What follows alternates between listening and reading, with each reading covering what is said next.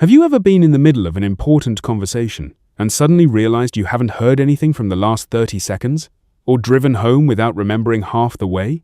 Maybe you read the same sentence 3 times but didn't absorb it. People call it distraction, lack of focus, or head in the clouds. But what if I told you it has nothing to do with intelligence or ability? The real problem might be something no one ever taught you as a child. There's an ancient Japanese samurai concept that explains exactly why your mind drifts into the past or the future, but rarely stays in the present. It's called Zanshin, the art of continuous awareness. Training Zanshin isn't about meditation or deep breathing. For the samurai, it was about survival. A distracted samurai was a dead samurai, and you, in your own way, are dying a little each day by not truly living in the present. Let me tell you the story of a lawyer named Akira. Brilliant, successful, with a loving family, he struggled to be present. During meetings, his mind planned dinner. During dinner, he mentally reviewed emails. Playing with his children, he thought about the following week's deadlines. Trying to sleep, he ruminated on conversations from days ago. His wife once said, "It's like you were never really here." She was right.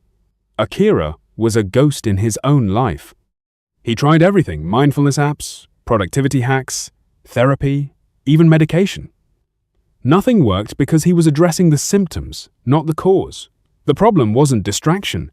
It was that he had never learned to truly be present. For the samurai, attention wasn't optional.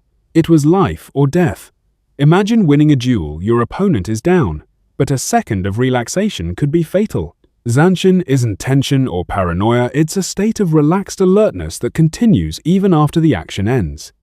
Musashi, a legendary swordmaster, wrote, "The warrior's spirit does not cease at the moment of victory. It persists through the next moment and the next without a gap. No gaps." Akira discovered Zanshin by studying martial arts for his son. Watching a kendo video, he noticed that even after striking, the practitioner maintained posture, attention, and awareness the moment wasn't over, just because the action ended. Akira realized he had spent his life mentally leaving every moment before it ended. Meals, conversations, playtime, he wasn't living them, he was skipping through them. Determined to change, he conducted an experiment. Akira carried a notebook and marked every time his mind wandered. The first hour, 8 marks. By the end of the day, 47. 47 times in a single day, he was physically present, but mentally absent. That was only what he noticed. He calculated that roughly 70% of his life had been spent in mental distraction. Recognizing the problem was easy. Learning presence was the hard part. Research shows that the human brain naturally wanders about 47% of the time. The more it wanders, the less happy we feel. Presence, it turns out, isn't natural, it's learned. Akira created return anchors, small physical cues that reminded him to come back to the present: the office doorknob, the seatbelt, the dining chair, the bed. At first it felt silly, but soon he caught himself mentally elsewhere and brought his attention back. A few seconds at a time he noticed the air conditioning, the colors of his meal, the weight of his body, small islands of presence in an ocean of distraction. The brain resists presence because evolution designed it to scan for danger, plan ahead, and remember past mistakes. Akira felt anxiety and discomfort as his brain protested simply being in the now.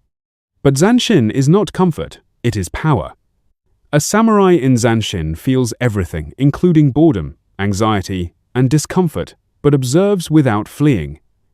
Akira began to do the same. Over weeks, he measured his progress.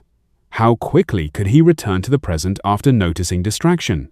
From minutes at first to just seconds. He became faster, more accurate, more responsive. His work improved, his interactions with his family deepened, and his perception expanded. After months, Akira noticed expanded awareness. He could focus on a conversation while simultaneously perceiving the entire room.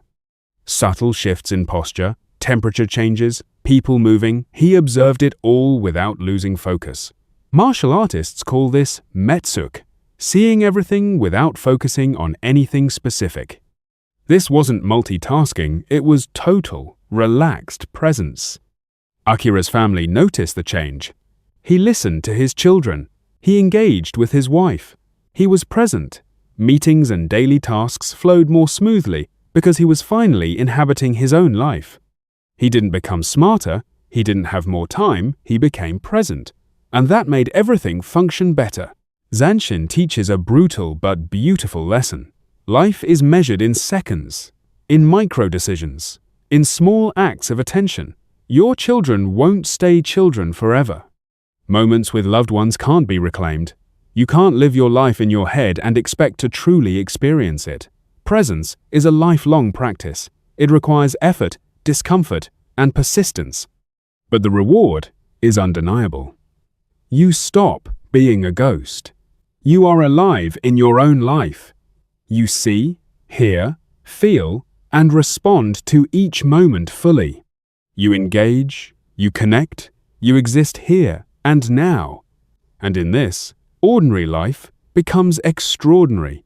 You don't need a sword, a dojo, or to be a samurai.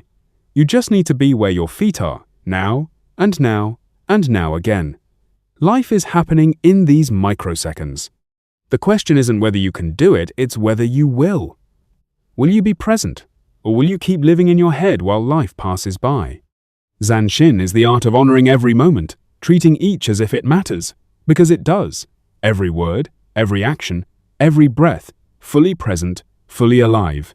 The choice is yours.